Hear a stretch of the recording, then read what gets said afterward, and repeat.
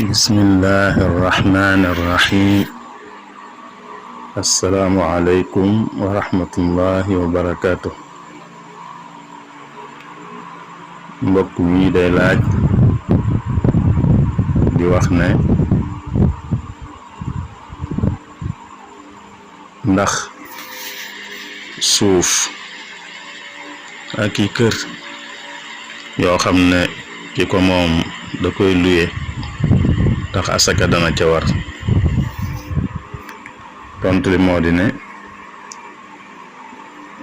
ay kër wala ay tabax wala ay suuf wala ay tool xeet yooyu yépp lu ci nit ki di luye bu génne asaka ca jëmmi suuf sa,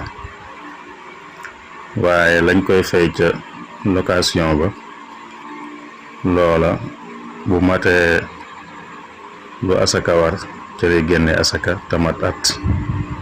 bu matee lu asaka war tamat at ca lay génne asaka.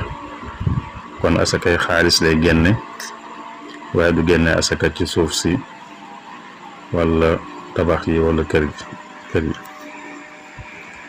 wassalaamu aleykum wa rahmatullahi wa barakaatu.